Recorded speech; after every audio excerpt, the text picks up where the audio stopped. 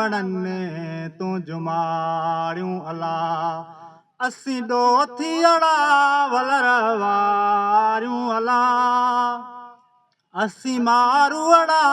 माल चारियूं अला उमर मून वणने तू जुमारियूं अला। सिंध जे उन बाशऊर उन वहदत उन सां गॾु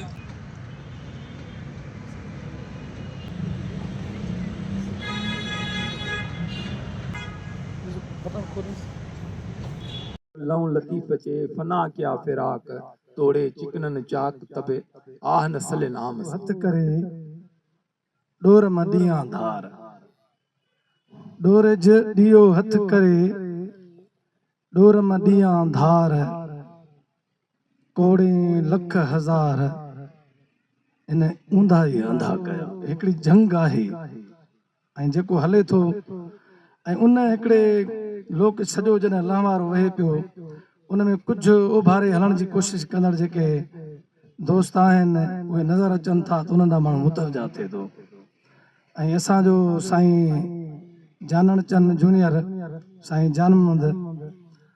उन जे जेके मुख़्तसर ख़्याल ॿुधासूं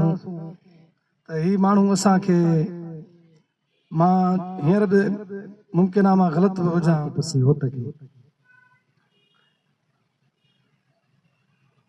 बेदैसा की मैं बाकी चिदर जन्नत न खाई याफ्त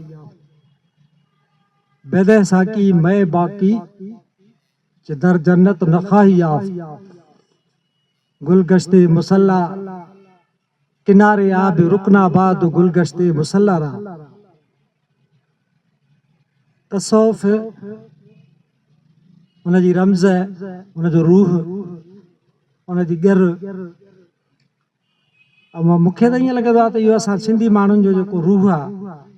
अंदरि आहे असुल आहे जेकी मरन जीअरे से सदा हयाती जेकी मरन जीअरे से सदा हयाती मरण पाए ॾिठऊं पाण में जीअ अंदरि झाती कड़काई कल्ब ते कलालन काथी जंग वढियो जाइ थी या सूरत सुञाती वमन आरफ नफ्सहू फ़क़त आरफ रबहू ज़ाहिर थियो ज़ाती जानन चंचे झाती पंहिंजो लधऊं पाण में इश्क कयोसीं अॻ में जे रहबर ॾसियो राह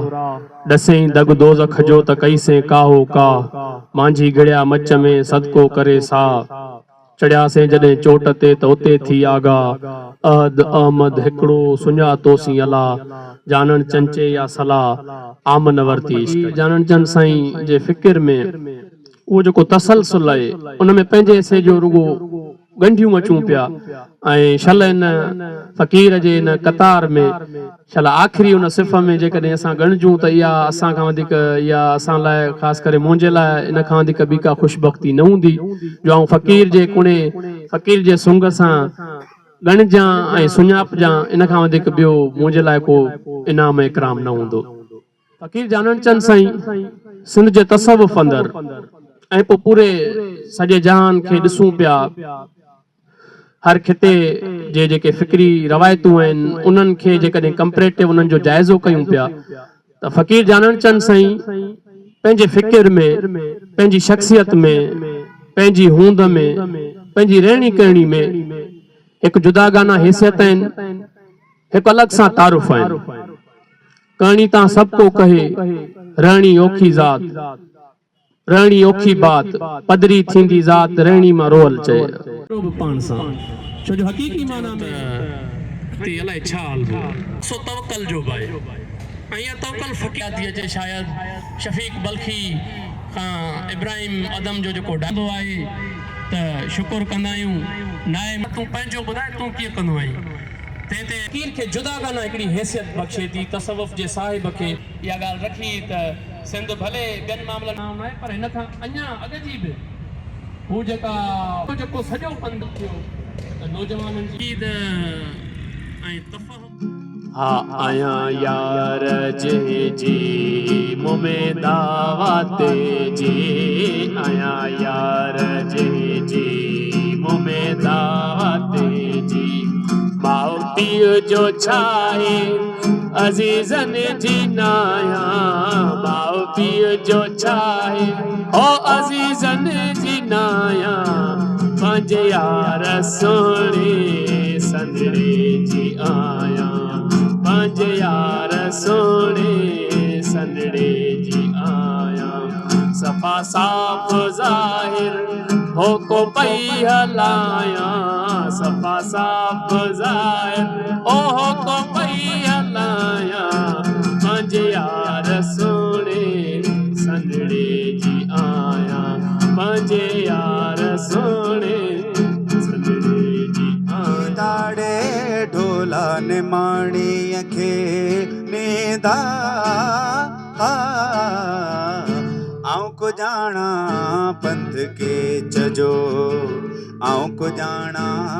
पंथ के चजो आऊं को जाना पंथ के चजो मून माणीअ खे